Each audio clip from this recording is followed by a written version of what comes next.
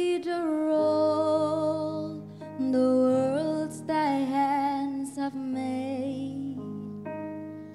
I see the stars,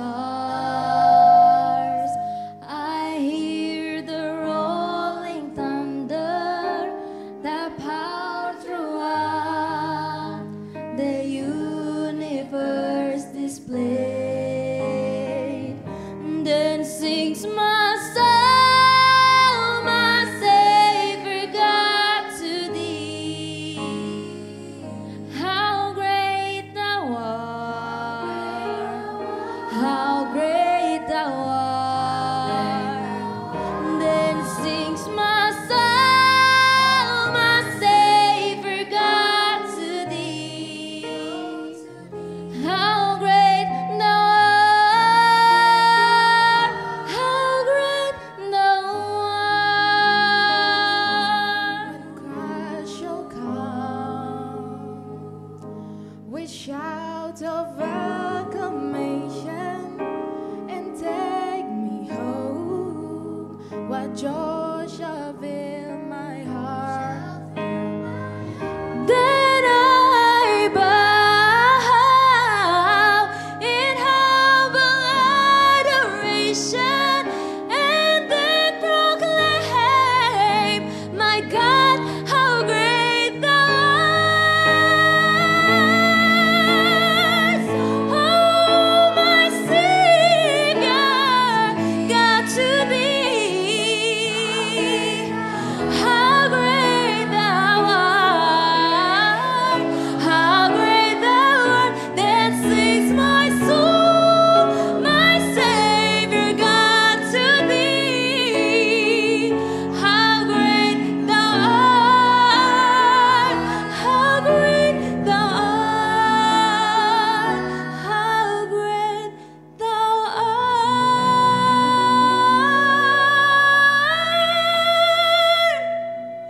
How great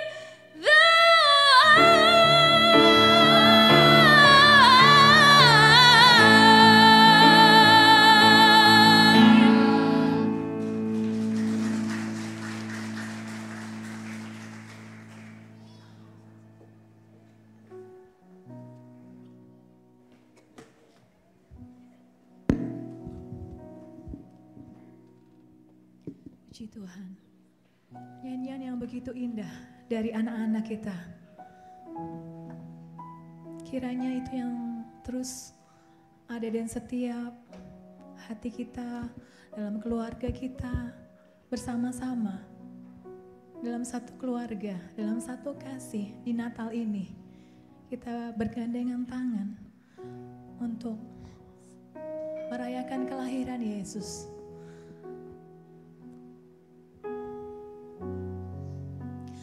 Yesus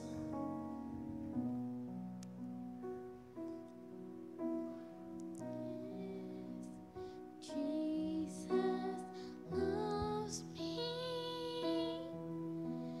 Yes, Jesus loves me. Yes, Jesus loves me. The Bible tells me so. Jesus loves me, this I know.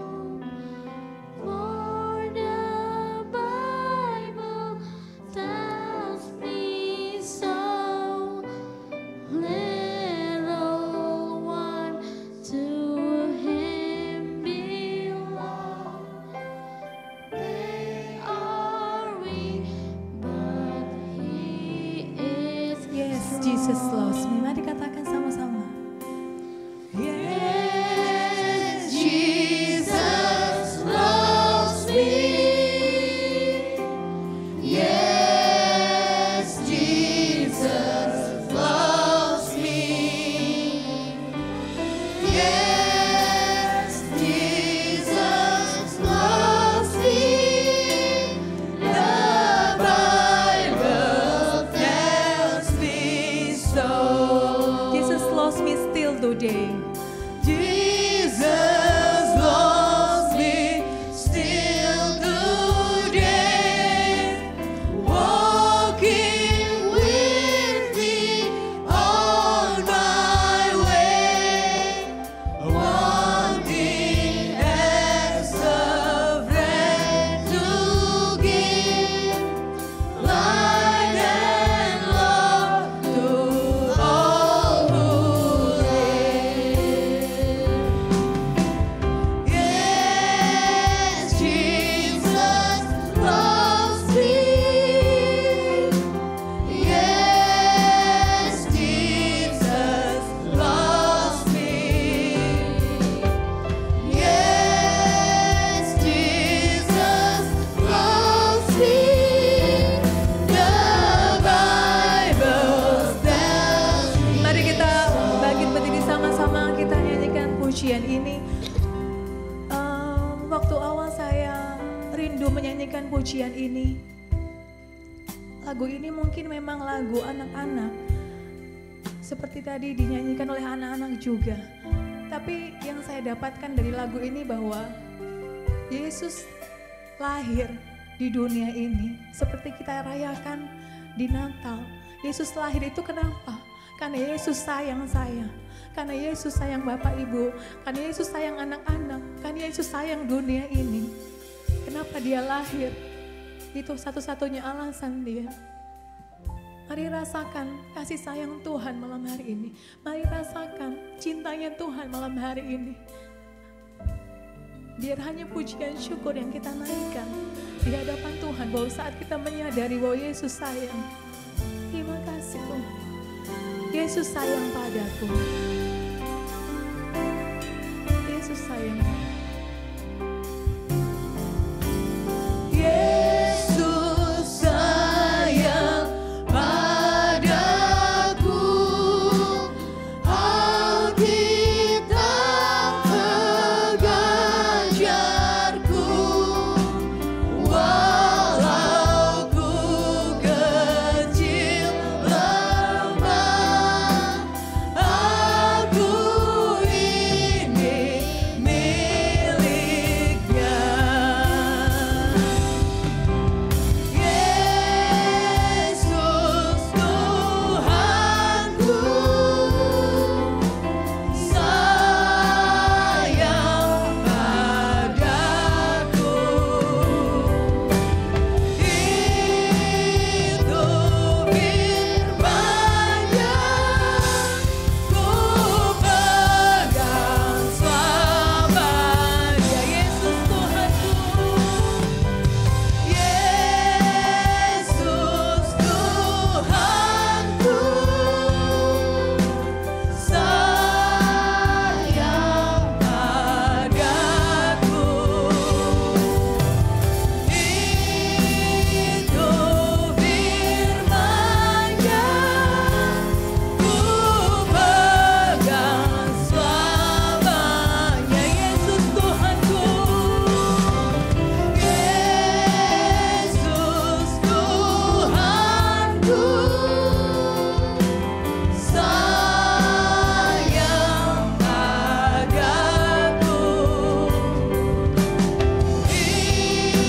itu firman-Nya ku pegang selamanya. Kita akan nyanyikan refrennya 2 kali lagi nanti dengan kasih Kristus Bapak Titus untuk berdoa untuk firman Tuhan.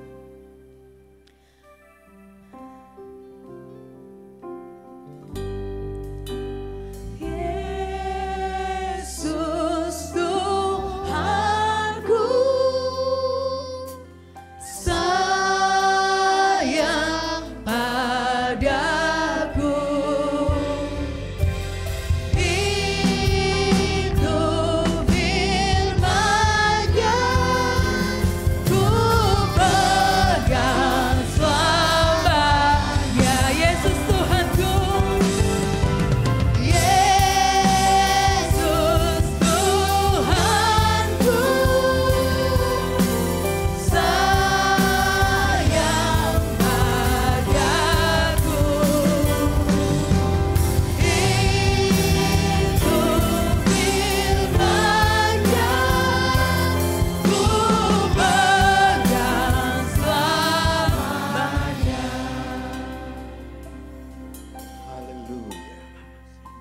Haleluya. Haleluya Yesus Tuhan. Haleluya. Haleluya. Engkau yang pantas kami muliakan. Engkau yang patut kami tinggikan Tuhan. Haleluya. Haleluya. Kami milik-Mu Tuhan. Dan Engkau juga milik kami ya Tuhan. Kami diselamatkan oleh-Mu. Engkau datang untuk kami. Kami yang sebenarnya tidak berarti. Kami yang sebenarnya harus mengalami sengsara Tuhan. Tapi Engkau datang dan berkorban buat kami. Engkau yang mengorbankan diri-Mu ya Tuhan. Hanya untuk kami ya Tuhan. Sungguh besar kasih kemurahan-Mu ya Tuhan. Terima kasih ya Tuhan Yesus. Kami diangkat menjadi anak-anak-Mu. Kami diangkat menjadi sahabat-Mu. Kami boleh diam di dalam hadirat-Mu. Semua adalah kemurahan dari-Mu. Semua adalah anugerah dari-Mu ya Tuhan. Terima kasih Tuhan Yesus. Apapun keadaan kami waktu kami datang ke tempat ini. Apapun masalah yang kami hadapi ya Tuhan Yesus. Semua kami letakkan di bawah kaki-Mu ya Tuhan. Kami hanya ingin memuji dan memuliakan Engkau. Dan semua pujian yang kami naikkan ini Tuhan, dapat menyenangkan hati-Mu ya Tuhan. Dan kami dapat menerima semua kasih karunia-Mu karena Engkau disenangkan Tuhan Yesus. Terima kasih Tuhan Yesus. Terima kasih. Terima kasih untuk segalanya. Biar nanti setelah kami mendengar semua firman-Mu, kami mendapatkan semua kekuatan yang dari-Mu ya Tuhan. Kami kembali ke tempat kami. Dan kami mendapatkan kemenangannya Tuhan Yesus dari-Mu. Haleluya Yesus, haleluya. Kami akan siapkan tanah hati kami. Tanah hati yang baik dan subur ya Tuhan. Kami ingin tahu Tuhan, taburkan firman-Mu dalam hati kami ya Tuhan Yesus. Biar dapat tumbuh dan berbuah-buah untuk-Mu Tuhan Yesus Kristus. Haleluya. Engkau urapi ya Tuhan, Engkau urapi hamba-Mu yang Engkau utus Tuhan. Engkau urapi dari tempat yang maha tinggi. Biar firman-Mu itu yang Engkau taruh dalam bibir mulutnya untuk disampaikan buat kami Tuhan. Terima kasih Tuhan Yesus. Kami perlu firman-Mu. Kami perlu setiap kata-kata dalam firman-Mu ya Tuhan. Agar hidup kami bisa sejahtera dan tentram di dalam Engkau Tuhan. Terima kasih Tuhan. Terima kasih. Berkati semua yang telah melayani. Berkati semua anak-anak yang telah memuji dan memuliakan Engkau. Berkati kami semua juga Tuhan Yesus. Kami tahu Tuhan, tidak ada yang Engkau lupakan. Semua Engkau akan balas di dalam kasih karunia-Mu Tuhan. Terima kasih Tuhan Yesus. Terima kasih. Syukur bagi-Mu. Kami yang menerima firman-Mu hanya di dalam nama Tuhan Yesus Kristus, Allah Tuhan kami yang hidup. Haleluya. Amin. Kita akan jalankan korban persembahan dan nyanyikan satu pujian mengalir kuasa dari tempat maha tinggi.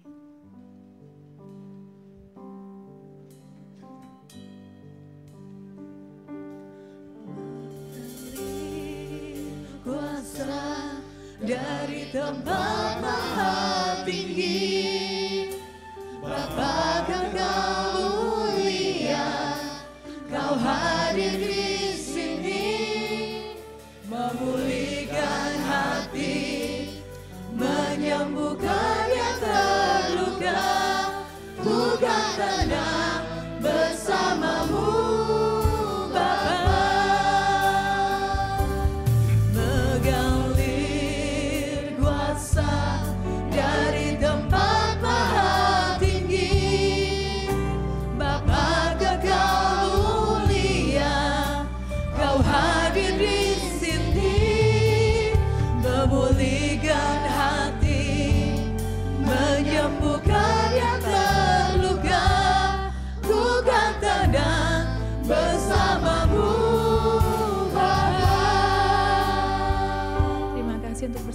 Ibu.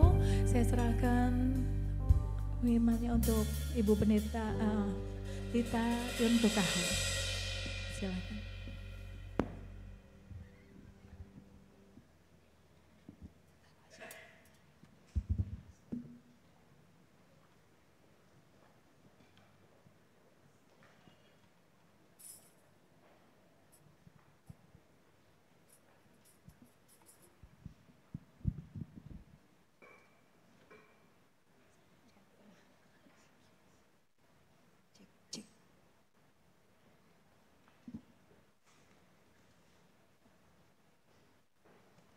Haleluya. Haleluya Bapak Ibu Saudara. Puji Tuhan. Saya bukan pendeta Rani Mande Bapak Ibu ya. Puji Tuhan, kita berdoa supaya Ibu Wakil Gembala segera sehat dan bisa kumpul sama-sama lagi sama kita. Ya.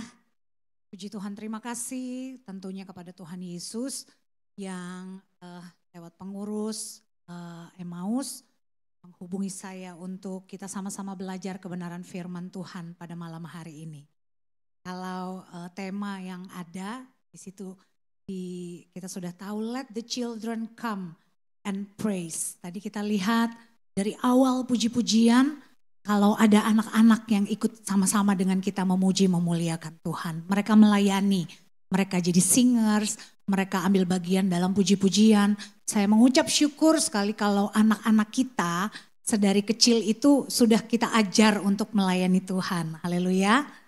Puji Tuhan. Tapi malam hari ini kita mau sama-sama juga belajar dari kebenaran firman Tuhan. Apa yang Yesus katakan tentang anak-anak kecil. Markus pasal yang ke-10. Ambil ayat ini di Markus pasal yang ke-10. Karena di 3 kitab Injil yang lain juga tertulis.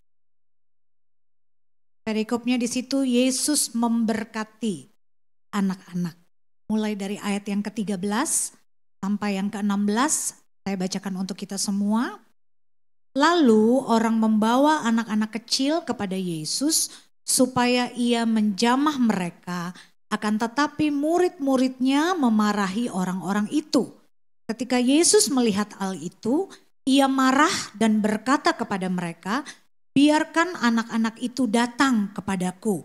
Jangan menghalang-halangi mereka, sebab orang-orang yang seperti itulah yang empunya kerajaan Allah. Aku berkata kepadamu, sesungguhnya barang siapa tidak menyambut kerajaan Allah seperti seorang anak kecil, ia tidak akan masuk ke dalamnya. Lalu ia memeluk anak-anak itu dan sambil meletakkan tangannya atas mereka, ia memberkati mereka. Ayat ini bicara bagaimana Yesus itu begitu sayang, begitu menerima, begitu menyambut kehadiran anak-anak dekat sama Yesus. Tapi kita baca di ayat-ayat ini tadi ada beberapa orang tua, mau saya katakan begitu ya. Di ayat yang ke-13 kan awalnya di sini orang membawa anak-anak kecil kepada Yesus. Berarti ada orang-orang tua yang bawa anaknya mendekat kepada Yesus. Waktu itu kita tahu bersama pelayanan Yesus di bumi ini selalu diikuti oleh berbondong-bondong orang. Penuh, padat begitu ya. Ingin ikut mendengar pengajaran Yesus. Dan di situ ada orang-orang dewasa pasti yang membawa anak-anak mereka. Ikut juga, pingin tahu kan ya di cerita-cerita sebelumnya dan sesudah ini. Mereka mau lihat siapa sih Yesus gitu ya. Apa sih orang ini? Kenapa sih banyak orang tuh selalu membicarakan tentang tokoh ini. Yesus menyembuhkan banyak orang. Memberitakan kabar baik begitu ya. Jadi orang-orang ini berkerumun. Dan orang-orang dewasa ini membawa anak-anak mereka kepada Yesus. Dan saya bersyukur sekali waktu itu begitu banyak orang-orang tua yang mau memberikan istilahnya mendekatkan anaknya kepada Yesus. Karena pada zaman itu anak kecil itu tidak dipandang Bapak Ibu Saudara. Bagi orang zaman itu, anak kecil itu bukan seperti kita orang dewasa. Seperti level kedua gitu. Seperti bukan apa-apa. Bukankah kadang-kadang kita juga orang-orang dewasa sering menganggap kita menilai miring soal anak-anak. Kamu masih kecil tahu apa sih? Gitu kan ya. Kamu ini gak banyak tahu. Mama papa lebih banyak pengalamannya. Udah banyak makan asam garam. Kamu nurut aja deh gitu ya. Sepertinya pendapat mereka atau apa yang mereka kasih masukan ke kita orang tua sebagai orang tua. Kadang-kadang kita pandang sebelah mata karena kita gak anggap gitu ya. Kamu baru anak lahir kemarin. Ya kan? Baru anak kemarin sore gak tahu apa-apa. Tapi saya bersyukur bahwa pada waktu itu banyak orang menilai anak-anak kecil itu dipandang sebelah mata. Tapi orang-orang ini dikatakan di ayat yang ke-13 membawa anak-anak kecil itu kepada Yesus. Tetapi kita baca juga di bawahnya murid-murid Yesus marahin ini orang tua ya. Ya kan? Dimarahin gitu. Jangan kira-kira begitu ya. Kalau saya mau buat drama di kehidupan kita sehari-hari. Kenapa? Mungkin murid-murid menganggap anak-anak kecil itu rewel. Benar? Anak-anak kecil itu mengganggu. Yesus ini lagi memberi pengajaran. Yesus ini lagi kasih PA gitu kira-kira ya. Kalau bawa anak kecil ke ibadah, aduh repot. Lari-larian nanti. Nanti bikin pusing, mengganggu. Banyak, saya mau katakan kita, tapi kebanyakan bukan kita yang sudah punya anak. Saya selalu anggap gini, orang-orang yang terlalu terganggu sama kehadiran anak-anak itu sepertinya mereka belum pernah merasakan bagaimana mereka ngejagain anak-anak. Gitu ya. Gitu. Jadi kalau sudah menjadi orang tua, sudah pernah jagain anak-anak, mereka akan, oh ya memang anak-anak begitu. Oh ya memang seperti itu gitu. Jadi tidak merasa terganggu. Nah ini murid-murid Yesus terganggu dengan kehadiran anak-anak yang dekat sama Yesus. Jadi dimarahin. Tapi puji syukur kepada Tuhan bahwa kita lihat satu contoh yang baik. Bahwa Yesus itu malah marahin balik murid-muridnya ya. Yesus itu malah senang. Yesus itu malah menunjukkan di ayat-ayat yang kita sudah baca ini. Bahwa Yesus itu malah senang dengan kehadiran anak-anak. Hal yang pertama kita mau pelajari bersama-sama. Kenapa Yesus bisa marah? Ayat 14, ketika Yesus melihat hal itu, murid-muridnya memarahi orang tua yang bawa anak-anak mereka kepada Yesus. Yesus itu marah dan berkata kepada mereka, biarkan anak-anak itu datang kepadaku. Jangan menghalang-halangi mereka. Sampai di situ. Yang pertama, ada orang tua yang punya iman kepada Yesus dan membawa anak-anak mereka kepada Yesus. Saya bisa katakan demikian bahwa orang-orang tua ini percaya kepada Yesus. Yesus yang memberitakan kabar baik, Yesus yang memberkati orang, di situ kan dikatakan, lalu orang membawa anak-anak kecil kepada Yesus supaya ia menjamah mereka. Supaya Yesus menjamah anak-anak kecil itu. Untuk apa Yesus menjamah mereka? Ada begitu banyak orang yang menjamah Yesus dan sembuh, benar ya? Ada begitu banyak orang yang menjamah Tuhan, yang dekat dengan Tuhan, memberikan kelepasan dalam hidup mereka.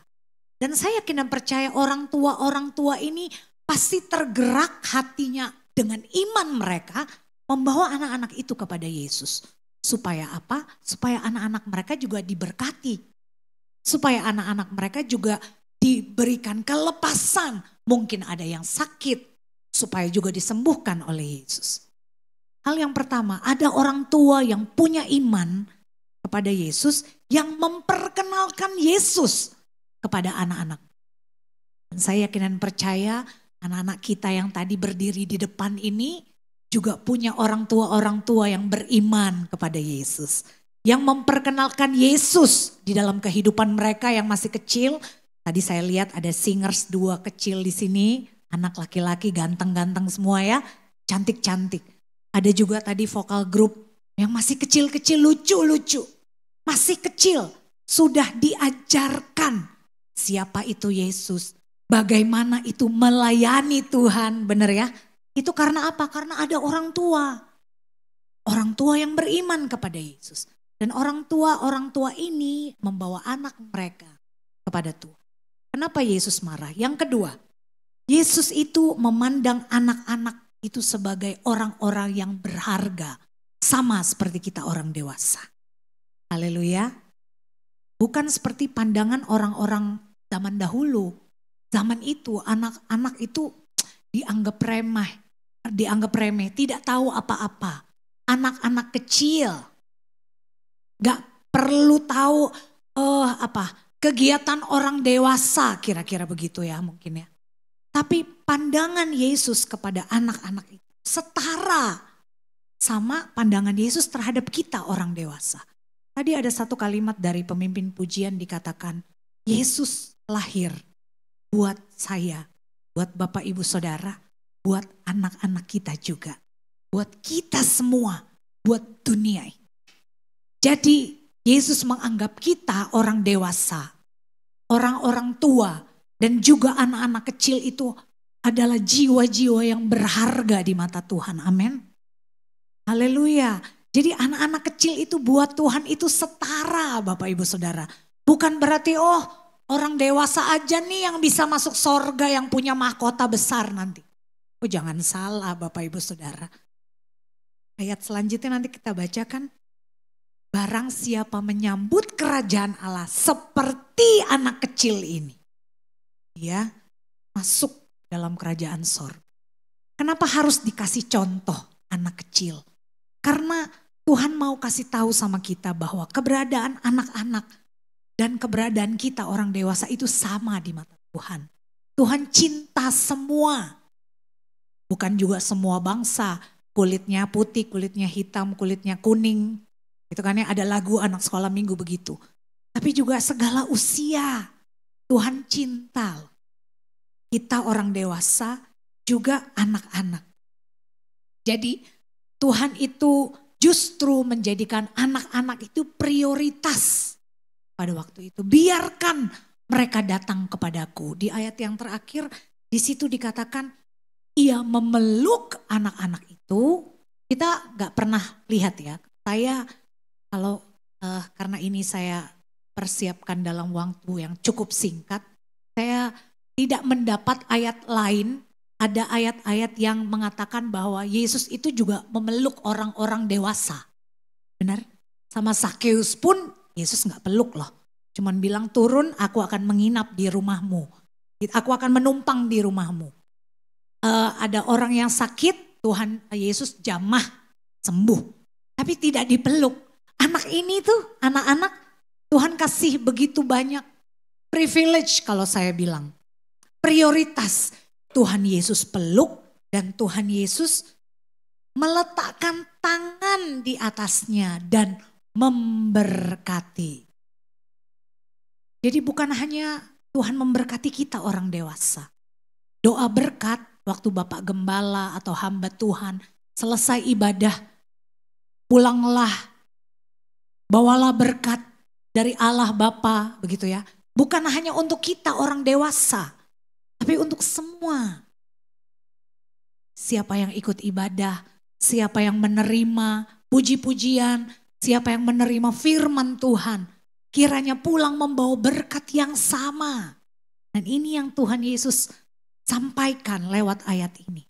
Kita punya istilahnya kesetaraan di mata Tuhan. Orang dewasa juga orang anak, juga anak-anak. Biarkan anak-anak itu datang kepadaku. Ayat yang ke-14 yang terakhir di situ dibilang, sebab orang-orang seperti itulah yang empunya kerajaan. Contoh pemilik kerajaan Allah itu disamakan dengan seorang anak kecil. Karena apa? Yang ketiga, anak-anak adalah contoh yang terbaik untuk kita menyambut kerajaan Allah. Anak-anak mewakili sifat-sifat seperti apa sih? Mereka itu sederhana. Benar ya. Mereka itu melakukan segala sesuatunya itu dari hati mereka. Benar ya? Polos anak-anak kecil itu. Anak-anak kecil itu jujur. Anak-anak kecil itu tidak berpura-pura, Bapak Ibu Saudara. Anak-anak kecil itu tulus.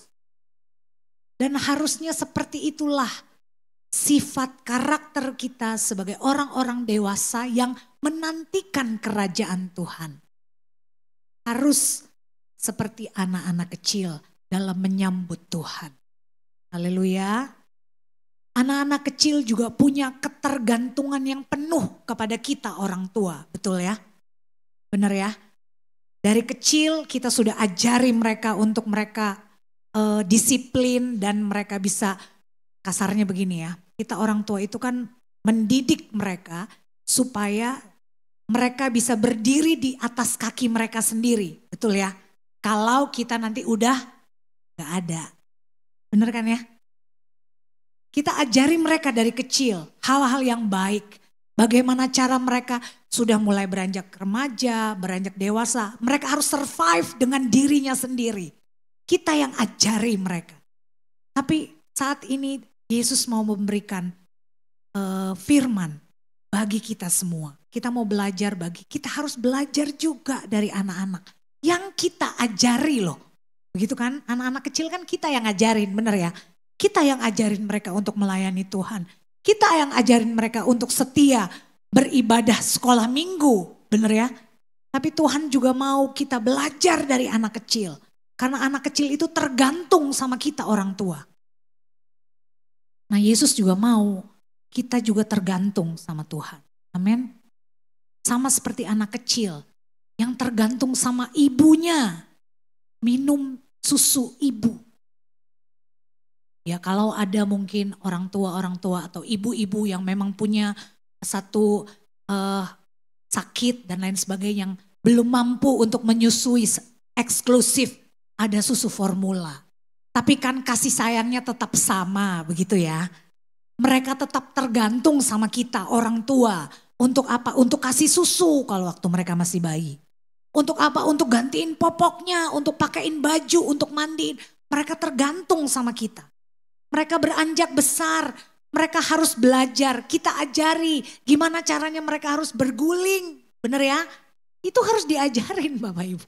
Bener ya? Parenting sekarang tuh, saya belajar parenting sekarang tuh lewat dokter-dokter anak. Itu berbeda sama parenting yang dulu waktu saya melahirin anak saya diajarin sama mama saya. Mama saya itu kan masih dulu banget ya. Masih harus pakai apa itu? Pusernya dikasih koin lah gitu ya, dikasih gurita lah. Kalau sekarang mah gak boleh kan, dokter bisa marah tuh. Kalau ada anak bayi lagi kontrol dikasih gurita, wah marah tuh dokter anaknya gitu. Tapi mereka itu, maksud saya mereka itu tergantung sama kita. Ya, bayi itu dari bayi bahkan sampai mereka sudah sekolah, sepertinya mereka masih tergantung sama kita anak-anak. Nah ini bagaimana kita juga harus tergantung sama Bapa kita di sorga. Selalu bergantung, selalu mempunyai kepolosan seperti anak-anak untuk kita selalu cari. Kita harus cari. Anak-anak kan kalau ada apa-apa, gue bilangin bapak gue loh gitu kan ya. Kalau berantem misalnya ya, kalau sama temennya, nanti gue aduin mama gue loh gitu. Selalu berlindung di balik orang tua. Kan kita juga harus begitu ya. Kita harus berlindung di balik Bapa kita di sorga. Kita harus jujur seperti anak-anak kita. Aku sakit. Kita yang balur gitu ya. Aduh ayo dipijitin pulang sekolah. Kita yang khawatir. Oh anak-anak udah malam belum pulang. Beberapa hari ini anak-anak saya lagi apalah sebutannya. Kalau saya bilangnya PAS, penilaian akhir semester. Walaupun namanya beda-beda sekarang. Hari ini hari yang terakhir. Tapi karena hari Sabtu besok mereka mau Natalan. Jadi beberapa hari ini mereka latihan di gereja sampai malam. Saya yang khawatir besok pagi sekolah ulangan. Pulangnya setengah 12 malam. Setengah 12 malam di rumah. Saya yang deg-degan mereka yang ulangan gitu ya. Mereka tergantung. Kalau enggak masih harus diingetin kan ya. Udah belajar belum? Udah begini belum? Udah dibawa belum apa nemteknya kira-kira begitu. Masih tergantung. Nah, kita harus juga belajar sebagai orang-orang yang percaya kepada Tuhan. Ketergantungan kita kepada Bapa di sorga. Seperti anak-anak kecil menyambut kerajaan. Haleluya. Dan sepertinya Yesus itu melihat ciri-ciri ini di anak-anak kecil itu supaya mengajari dari ayat-ayat yang kita sudah baca, mengajari si murid-murid. Kenapa? Karena murid-murid Yesus itu enggak seperti anak kecil yang sepertinya menanti-nantikan Tuhan, sepertinya yang membutuhkan Tuhan. Kok mereka marah? Jangan mungkin ya begitu ya. Mengganggu guru mau mengajar mungkin begitu. Orang tuanya dimarahin sama murid-murid. Gak boleh deket-deket.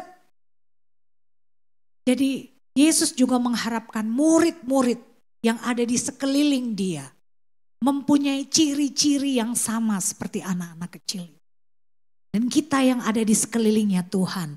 Kita yang sudah jadi anak-anaknya Tuhan. Kita yang sudah jadi pelayan-pelayannya Tuhan di gereja ini. Kita sudah setia melayani.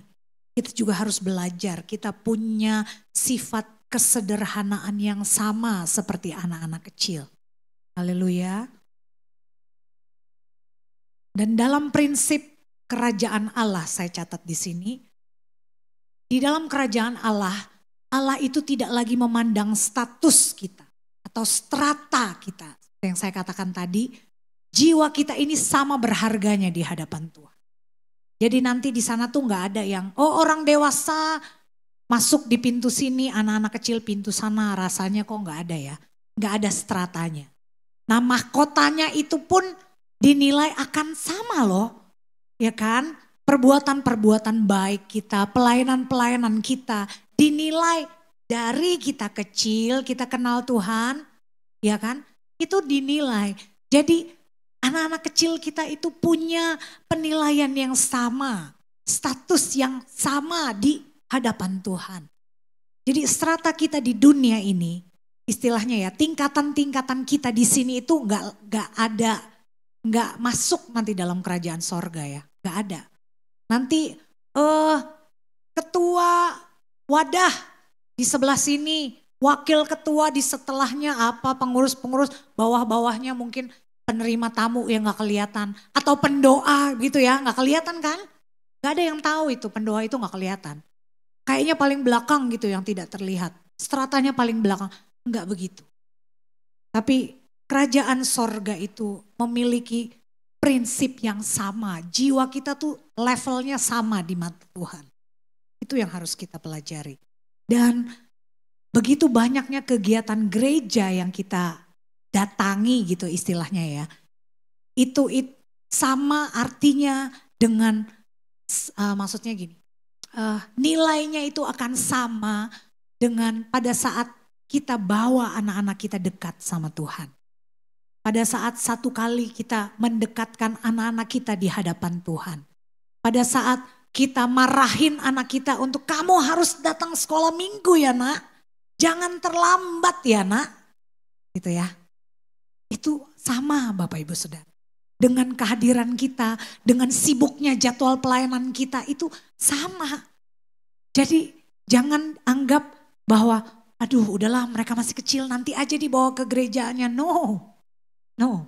Bahkan Tuhan bilang bawa anak-anak itu kepadaku.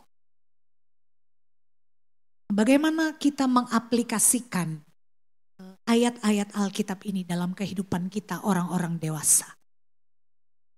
Saya yakin dan percaya, saya katakan kita sudah lihat anak-anak kita melayani Tuhan di sini.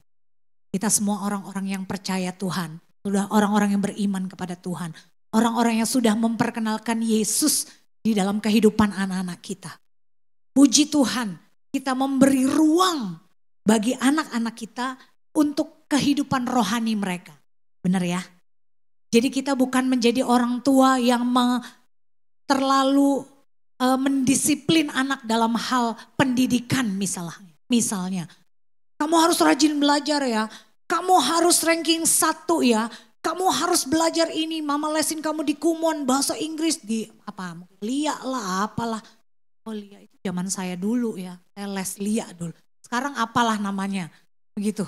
Begitu banyak les ini, les itu, les ini, les itu. Supaya apa, nilainya bagus. Stres anak-anaknya langsung.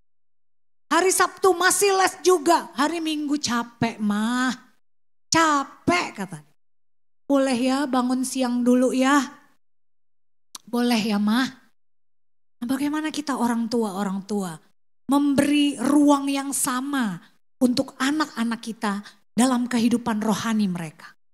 Jasmani penting, kita pasti perhatikan bukan ya? Gizinya, harus sarapan, mau sekolah paling tidak minum susu, makan sereal lah yang paling gampang. Dibawain bekal ke sekolah, dimasakin makan siang, dibawain. Makan pulang sekolah misalnya mereka sudah sore pulang, harus istirahat. Malam makan malam yang bergizi, dikasih vitamin, itu untuk jasmani Bapak Ibu Saudara. Biar otaknya encer, dikasih vitamin-vitamin supaya meningkatkan produksi otak lah kira-kira begitu. DHA apa ya semualah. Itu untuk kepintaran, kecerdasan. Tapi kita juga harus memberi ruang yang sama untuk kehidupan rohani mereka. Dengan level yang balance gitu ya, saya mau kasih buat kita nih sama-sama belajar. Jangan kita kasih anak-anak kita belajar terus dari Senin sampai Jumat atau sampai Sabtu. Oke, hari Minggu Tuhan bilang waktunya beristirahat. Istirahat nak di rumah. Wah, kalau kami Bapak Ibu Saudara, saya mau pastikan bahwa tidak sekolah minggu, bisa bangun diseret langsung sama papanya. Harus sekolah minggu. Mau ngantuk, nggak ngantuk, bodoh amat siapa suruh bangunnya tidurnya malam gitu ya. Harus sekolah minggu. Karena hari Minggu itu waktunya Tuhan. Anak saya sudah pra-remaja. Umur 12 tahun sekian sama nanti Januari ada yang mau 14 tahun. Sudah pra-remaja. Jadi hari Sabtu mereka ikut remaja. Dari beberapa tahun yang lalu sudah mulai ikut remaja karena ada teman-teman mereka, kakaknya ada yang remaja. Jadi karena kakaknya pergi remaja nih anak kan ikut juga nih adiknya. Karena masih kecil mereka main-main di luar. Tapi akhirnya ya udahlah ikut aja deh gitu. Masuk aja jadi masih sekolah minggu diikutin juga di remaja. Nah jadilah semua nih teman-temannya yang satu level ikut juga ibadah remaja. Sampai sekarang. Jadi hari Sabtu mereka remaja, hari Minggu sekolah Minggu pagi kalau di Keramat jam 9:30. Hari Minggu sore harus ikut ibadah kebaktian umum jam 5 di gereja. Itu wajib untuk kami suami istri. Dan saya lihat ada beberapa keluarga juga menerapkan hal yang sama di Keramat. Karena saya di Keramat. Jadi hari Sabtu itu waktunya ibadah remaja. Waktu itu saya mau kasih kesaksian sedikit.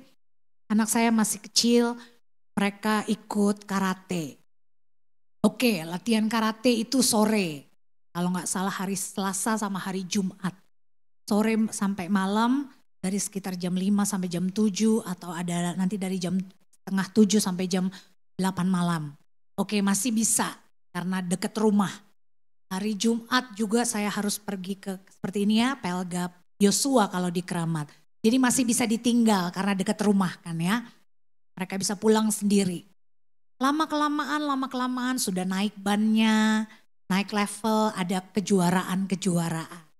Sudah mulai hari Sabtu. Oh belum ikut remaja waktu itu jadi aman.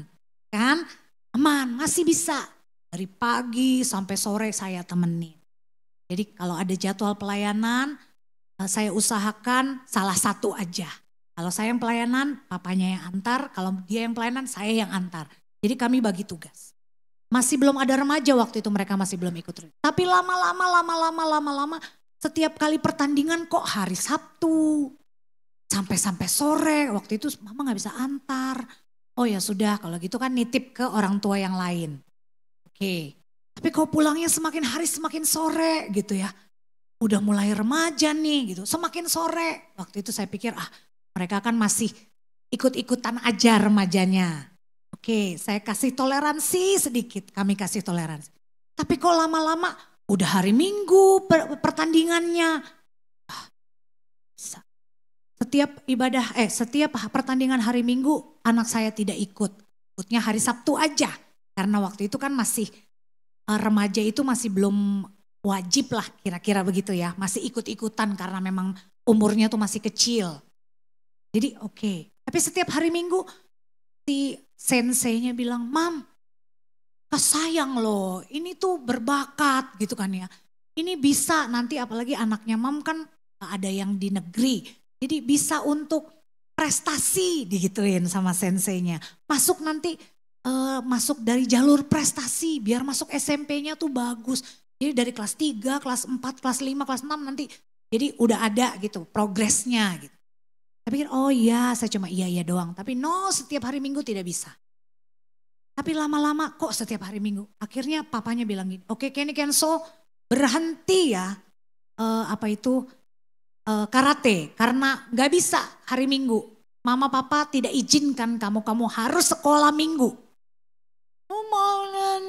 Tapi kita mau latihan. Oke gak apa-apa latihan-latihan aja. Tapi gak tanding.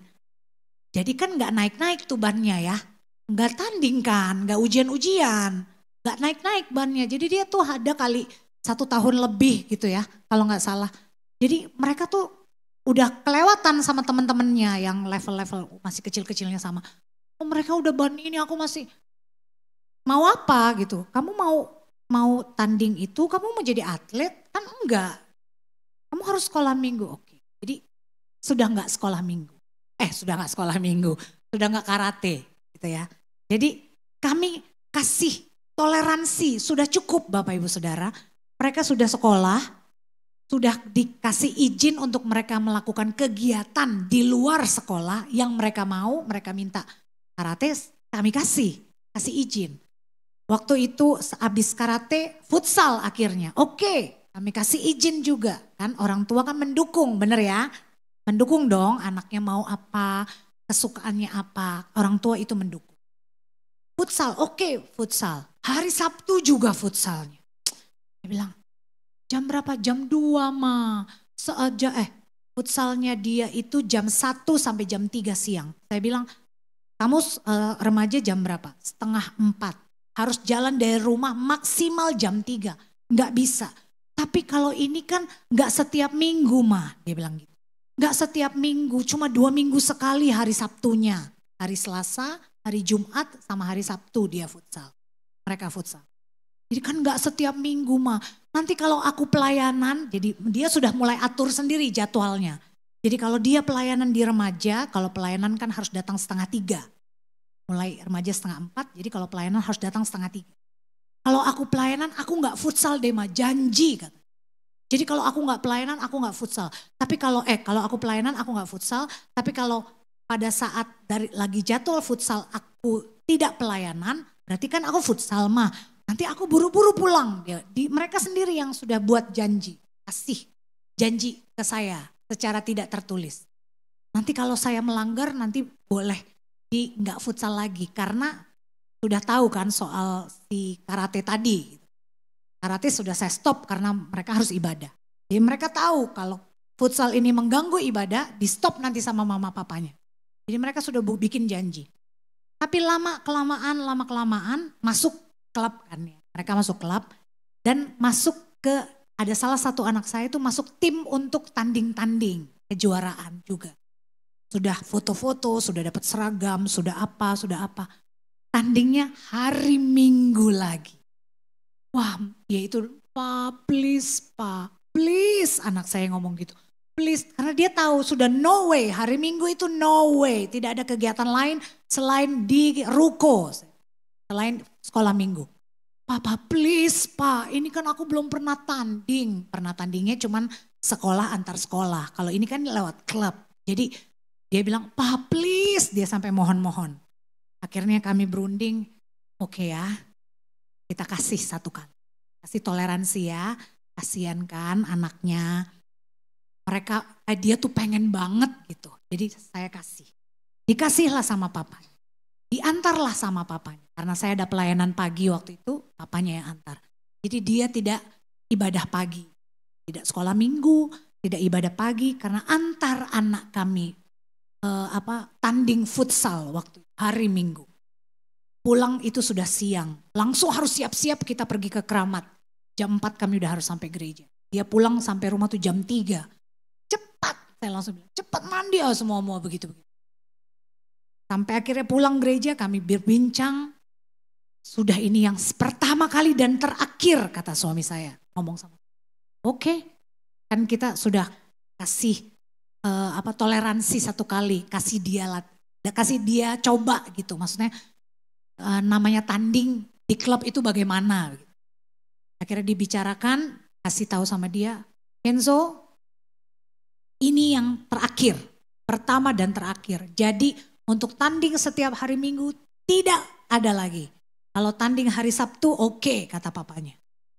Nggak apa-apa karena dia juga minta toleransi dari kami.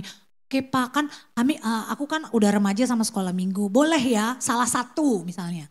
Kalau misalnya tandingnya pagi kan aku udah remaja, boleh dong. Nggak sekolah minggu tapi kan sore masih gereja. Logikanya masuk ya Bapak Ibu ya, bener ya. Anak-anak sekarang tuh kan udah kritis. Jadi mereka tuh udah bisa berargumen sama kami orang tua. Kan udah remaja udah remaja Pak. Boleh lah nggak sekolah minggu, kan cuma sampai, kan kayak kemarin kan sampai jam 3 ya.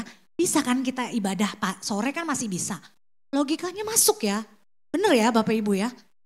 Sebagai orang tua mungkin kalau mau nge-balance, mungkin oh ya udah diiyain aja. Tapi buat kami, sekali buka celah, wah besok-besok lebih gede tuh celahnya. Itu buat kami. Jadi pada saat mereka bilang no, yang boleh itu hari Sabtu.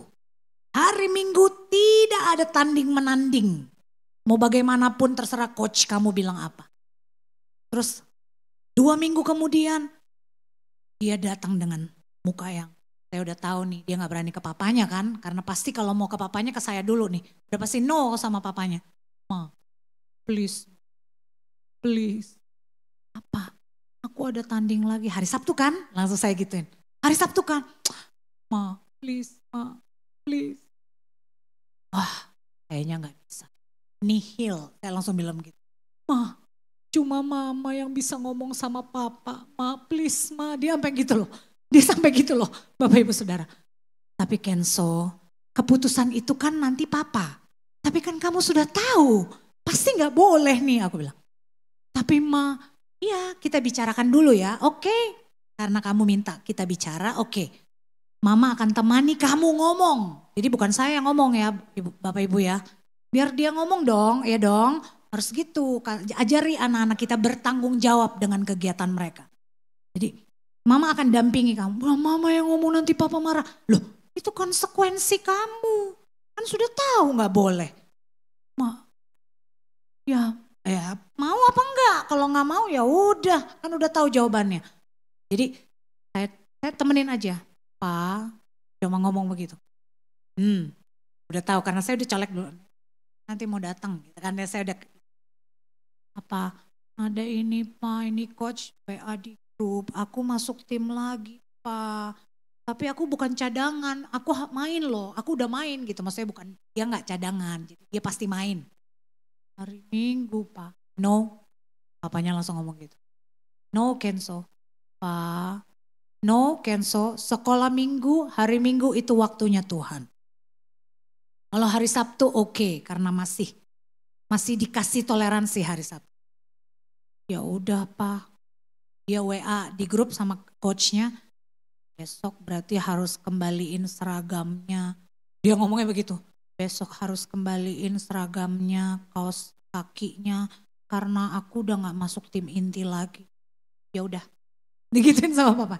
Oke, tapi aku masih boleh latihan kan Pak? Dia bilang, boleh, kamu mau latihan hari Selasa, hari Jumat, hari Sabtu silakan.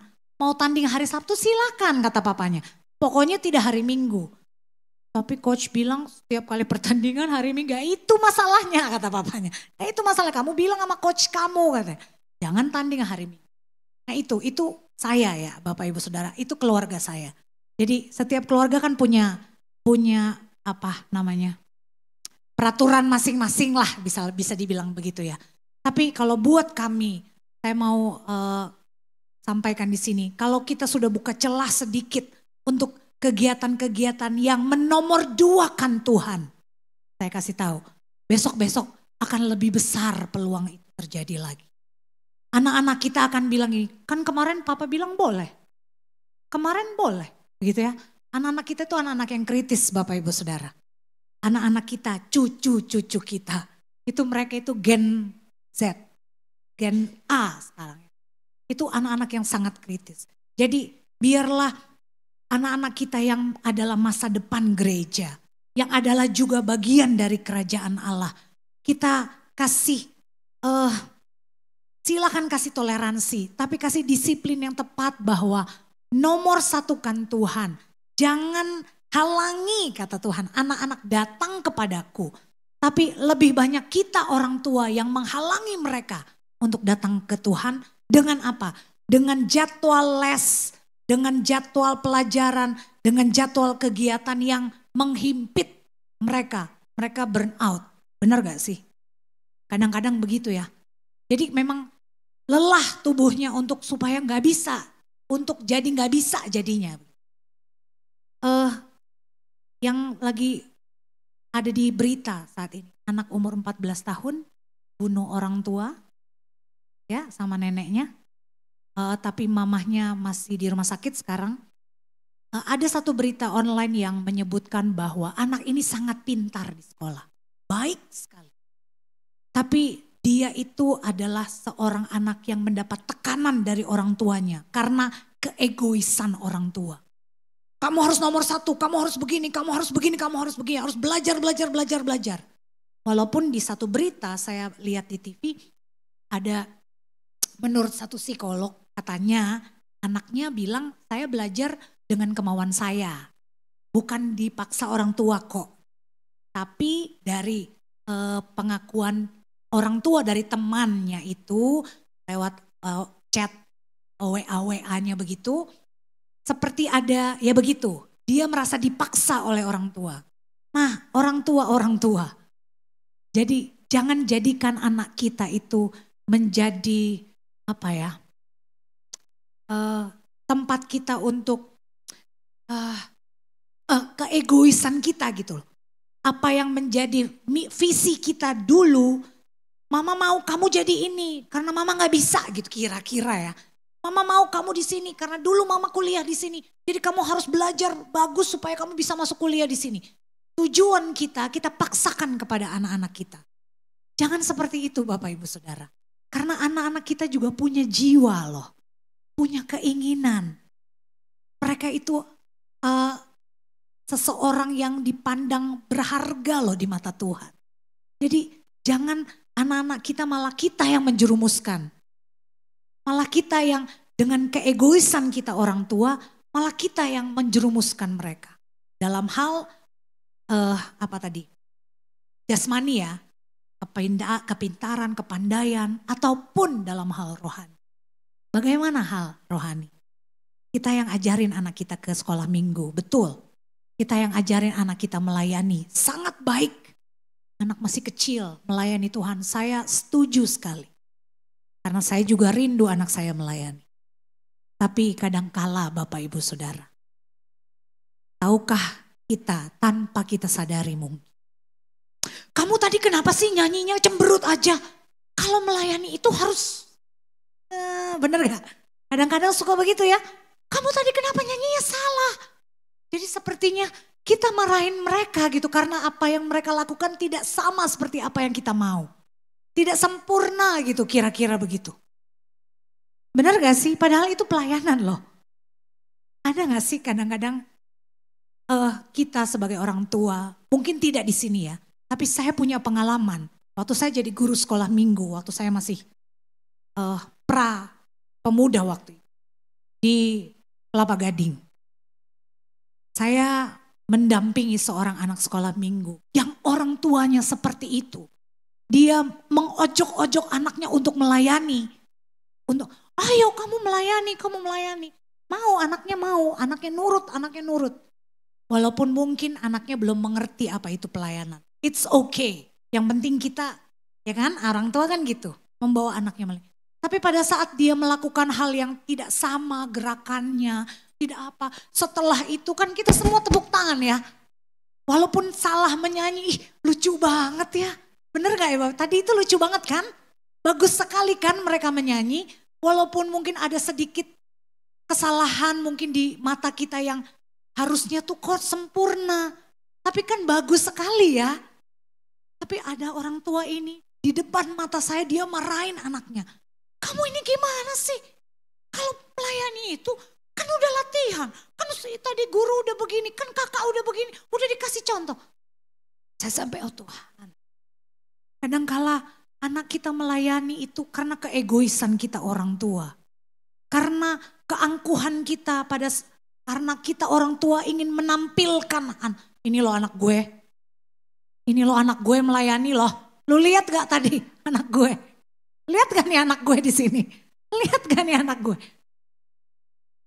Bukankah secara tidak sadar itu yang kita lakukan? Kita menonjolkan anak kita. Kita gimana ya? Kita tidak mau kalah begitu. Kita memberi contoh pada mereka bahwa oh pada saat aku melayani itu orang tuaku bangga loh. Pada saat aku tampil di depan orang tuaku bangga loh sama aku. Makanya orang tuaku tuh ngomong sama, lu lihat gak tadi anak? Oh dia bagus loh tadi. Terus orang tua teman kita nih yang kita lagi bicara. Secara tidak sadar muncul lah. Karena kita sebagai orang tua sadar atau tidak sadar kita pasti akan bela anak kita. Betul ya? Betul ya? Benar aja dibela apalagi salah, terbalik. Salah aja dibela apalagi benar gitu kan. Gitu. Jadi pada saat ada satu orang tua bilang, iya tadi anak gue bangga banget loh sama dia main musiknya jago gini. Tadi anak gue juga main tamborinnya keren loh. Tadi gini. Tadi anak gue juga ulangannya bagus. Nanti yang sebelahnya lagi, anak gue kemarin karatenya juara. Jadi berlomba-lomba untuk menampilkan anaknya. Tanpa sadar mereka lihatnya, jadi kalau gue menjadi kebanggaan orang tua itu harus disombongkan ya. Pernah gak sih kita berpikir demikian Bapak Ibu Saudara? Tuhan bilang jangan halangi anak-anak datang kepadaku. Tapi seringkali konsep kita yang kita tampilkan di depan anak-anak kita, ternyata kita menyombongkan mereka di depan kawan-kawan kita. Di depan saudara-saudara seiman kita. Kadangkala kita juga memarahi mereka pada saat penampilan mereka kurang sempurna di mata kita. Jangan gitu dong, melayani itu harus baik. Betul, itu rohani sekali. Tapi bukankah itu ternyata menyombongkan ego kita, mau menaikkan ego kita sebagai orang tua. Bukan untuk mengajari mereka melayani. Bagaimana sih cara melayani dengan baik? Bukankah harusnya kita sebagai orang tua melakukan hal demikian? Bapak Ibu Saudara, tidak banyak hal yang bisa saya sampaikan. Mungkin ini hal-hal yang sederhana. Tapi teladanilah sifat dari anak-anak yang sederhana. Jangan masukkan pemikiran-pemikiran kita yang sudah terlampau dewasa ini dimasukin ke pikiran mereka gitu. Memang melayani itu harus dengan baik, harus dengan all out begitu ya. Harus dengan penampilan yang kalau memang mereka sudah bisa mengerti baik sekali. Tapi jangan tampilkan itu menjadi saya belum menemukan kata-kata yang tepat. Seperti keegoisan kita sebagai orang tua gitu. Ada satu keluarga, gue main musik dong, udah bisa tuh. Padahal belum waktunya gitu. Mau menonjolkan anaknya masing-masing. Baik Bapak Ibu Saudara. Tapi ajarilah anak-anak kita proses yang tepat pada saat mereka harus melayani Tuhan. Jangan kita ojrok-ojrok untuk, ya itu ya saya masih belum bisa dapat kata-kata yang tepat. Keegoisan kita, orang tua. Tuhan bilang kita harus meneladani sikap karakter anak-anak yang polos, yang tulus, yang jujur. yang apa adanya, yang bergantung sama orang tua. Kita harus bergantung sama Tuhan. Jangan kontaminasi kan pikiran-pikiran mereka yang membawa, jadi ngebawa mereka tuh, oh berarti gue tadi layanan itu ya kurang bagus ya. Kesannya kalau dimarahin, jadi mereka kan, ya aku gak bikin mama papa bangga ya. Kalau terlalu ditonjolkan, jadi oh berarti aku harus meninggikan diri juga. Aku harus sombong juga.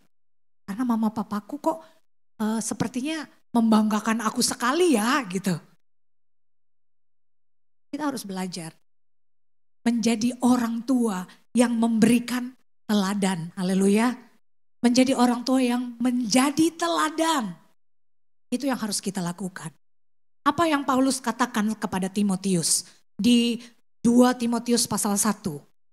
Coba kita baca. 2 Timotius pasal 1 ayat yang kelima. 2 Timotius pasal 1 ayat yang kelima. Di situ dikatakan, sebab aku teringat akan imanmu yang tulus ikhlas, yaitu iman yang pertama-tama hidup di dalam nenekmu Lois dan di dalam ibumu Eunike, dan yang aku yakin hidup juga di dalam dirimu. Jadi Timotius itu punya teladan yang baik dari nenek dan dari ibunya. Dan itu yang harus kita lakukan sebagai orang tua.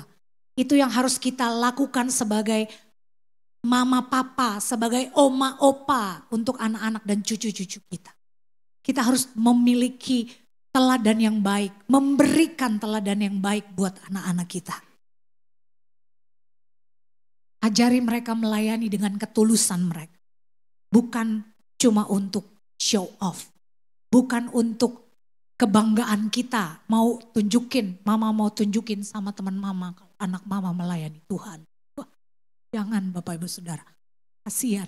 Mereka ini tiang-tiang gereja, anak-anak kita ini tiang-tiang gereja, pemilik kerajaan Allah, yang jiwanya juga disayangi oleh Yesus. Jangan kita bentuk karakter mereka, menjadi karakter yang, apa yang tadi saya katakan, menyombongkan diri. Oh saya mampu, saya bisa. Kalau bukan saya yang main musik, gak ada lagi yang main musik. Mungkin ya di remaja masih belum ada orang yang bisa main selain saya. Belum ada orang yang bisa memimpin pujian sebaik saya mungkin. Jadi kita yang harus kasih teladan. Kita yang harus kasih contoh kepada anak-anak kita.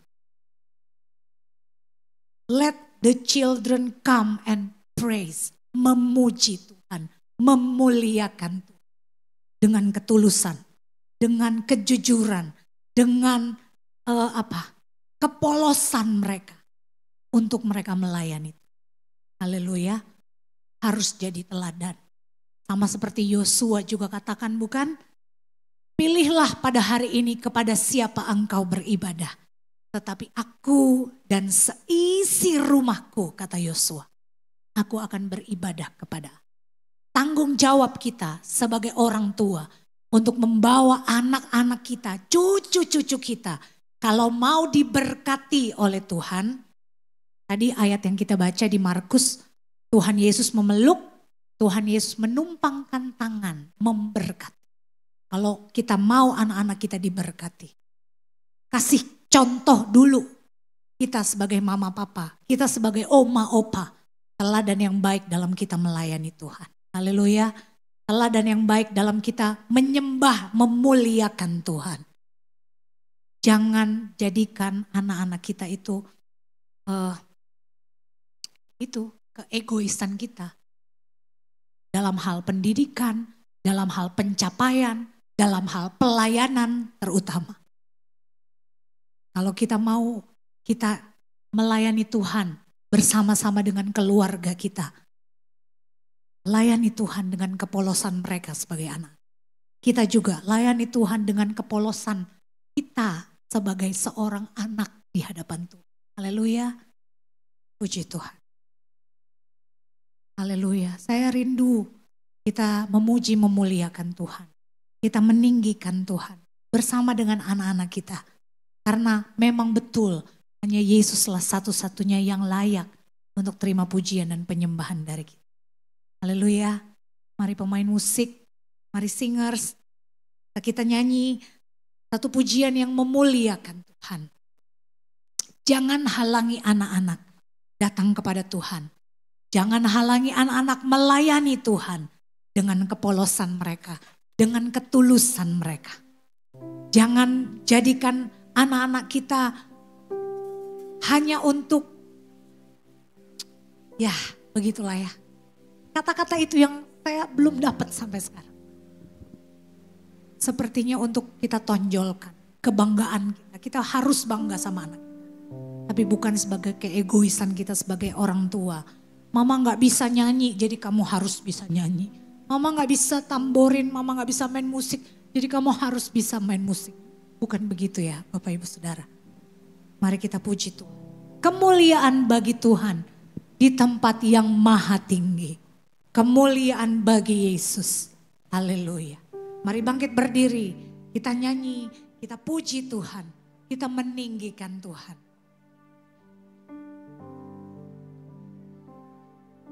Kemuliaan bagi Tuhan di tempat yang maha tinggi. Kemuliaan bagi Yesus, Tuhan yang memerintah atas segalanya, Raja segala raja. Kemuliaan bagi Allah. Kemuliaan bagi Allah di tempat yang maha tinggi. Kemuliaan bagi Yesus, Tuhan yang memerintah atas segalanya, Raja segala raja. Kemuliaan bagi Allah. Haleluya. Kemuliaan haleluya. Engkaulah yang kami muliakan Tuhan. Tempat yang maha tinggi. Kemuliaan bagi Yesus, Tuhan yang memerintah atas segalanya, Raja segala raja. Bapak Ibu Saudara, puji Tuhan kalau kita sudah mendekatkan anak-anak kita kepada Tuhan.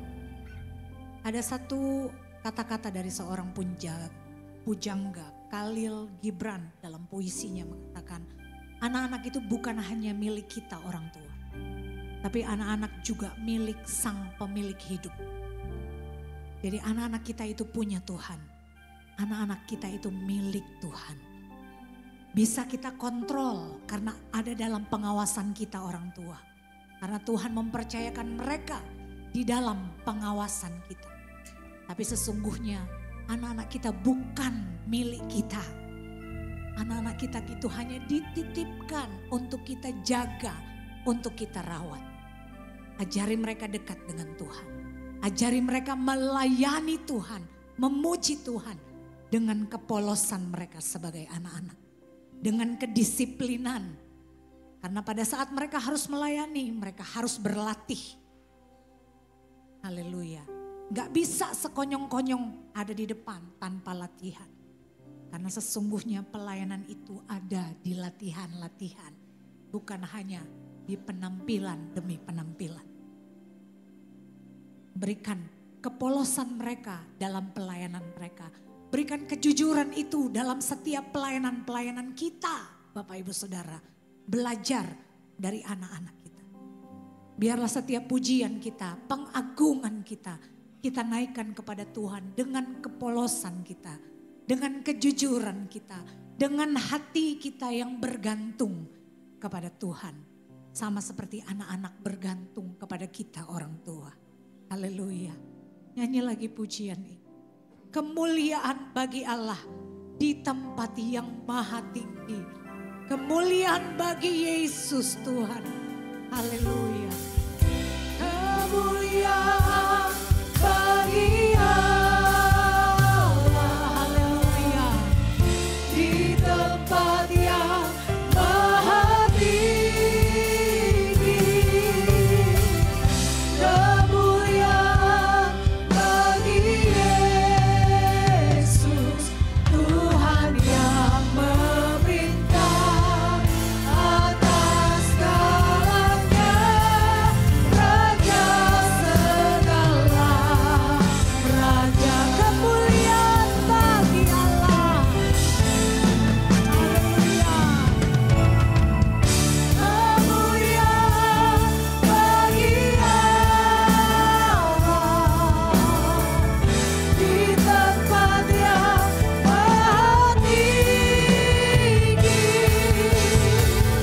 Kemuliaan bagi Yesus Tuhan yang memerintah atas segalanya, Raja segala raja. Kemuliaan bagi Tuhan, kemuliaan bagi Allah di tempat yang maha tinggi. Kemuliaan bagi Yesus Tuhan yang memerintah atas segalanya, Raja segala raja. Tuhan yang memerintah. Saya minta dengan kasih Kristus, Bapak Pendeta Bram Pongo, mari bawa kita dalam doa. Raja segala raja. Tuhan yang memerintah, Tuhan yang memerintah atas segalanya, Raja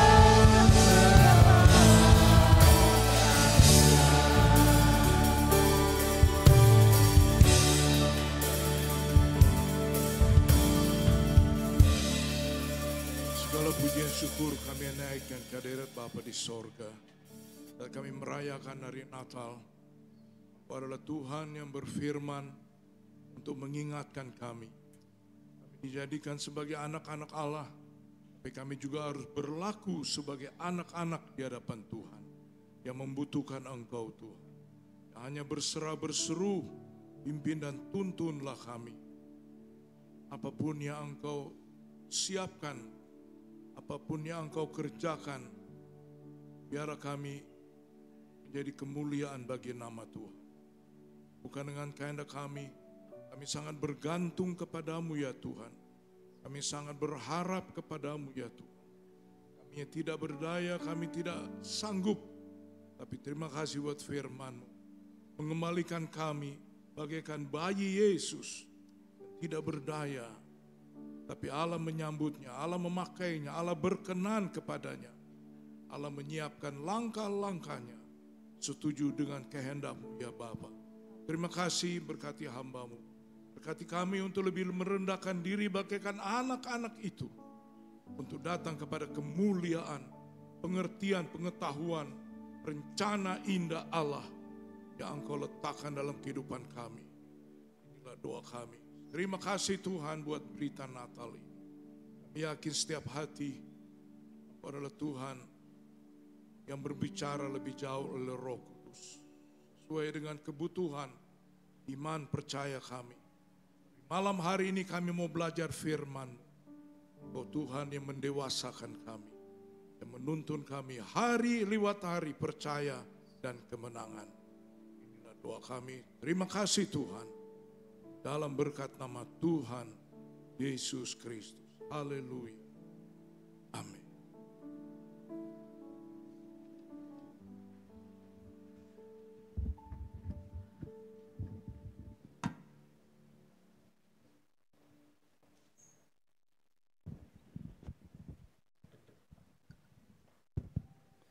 Puji Tuhan. Terima kasih buat Pendeta Lita Runtukahu yang sudah melayani kita.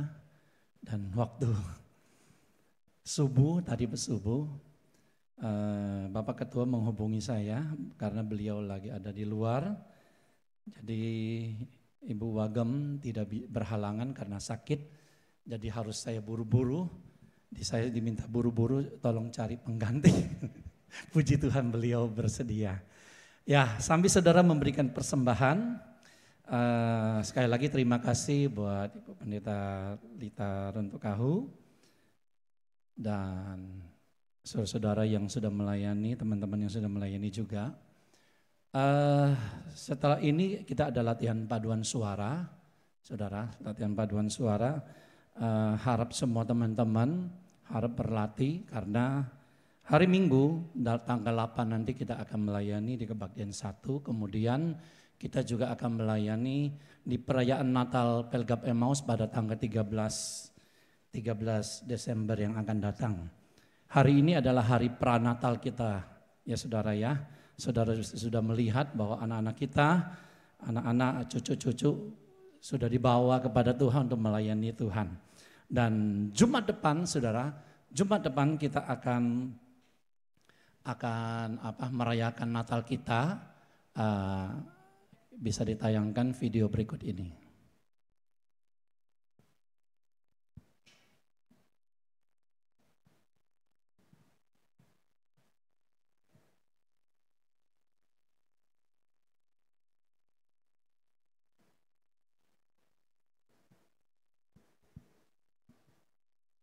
Biarkannya.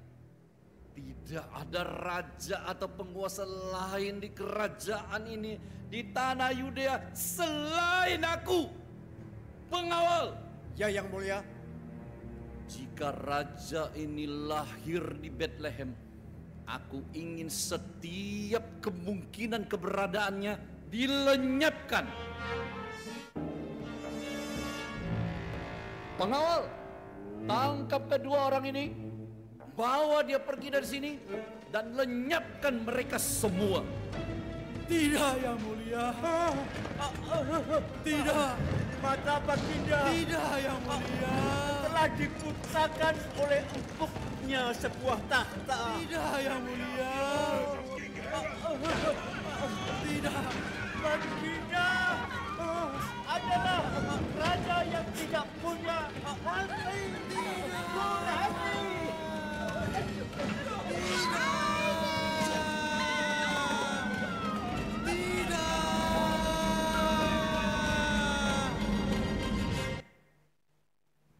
Ya, itu sedikit cuplikan drama yang akan ditampilkan pada tanggal 13 Desember. Untuk itu ajaklah saudara-saudara kita, keluarga kita, teman-teman kita yang untuk bergabung bersama-sama menikmati berkat Natal yang akan diadakan pada tanggal 13 Desember dengan tema Joy to the World. Dan pembicaraannya adalah Bapak Gembala kita yaitu Bapak Pendeta Hazel Mande.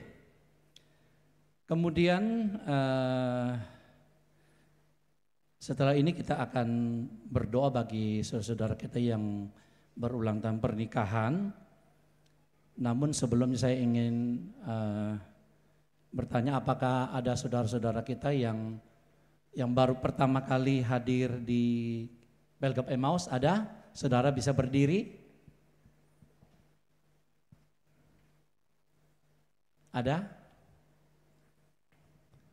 Oh baik, kalau tidak ada saya langsung bacakan. Bagi saudara-saudara yang berulang tahun pernikahan pada bulan November yang lalu. Ya, saya panggil dan saudara langsung maju ke depan menyingkat waktu karena sudah pukul 9 ya saudara ya. Yang pertama-tama yaitu saudara Jimmy Impal dengan Debbie Impal. Kemudian Bapak Halim dengan Ibu Meli. Kemudian Bapak Billy Mande dengan Ibu Hartini.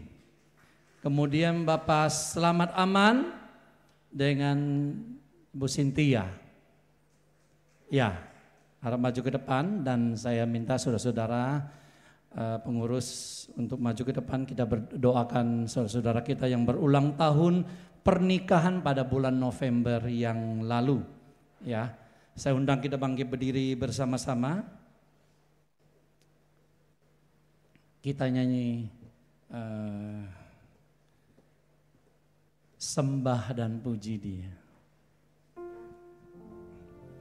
Nanti saya diminta dengan hormat Bapak Bram Pongo untuk mendoakan saudara-saudara kita yang berulang tahun pernikahan sekaligus menutup ibadah kita. Sembah dan puji Dia, sembah dan puji Dia, sembah dan puji Dia, dan sembah dan puji dan puji Dia, sembah dan puji Dia.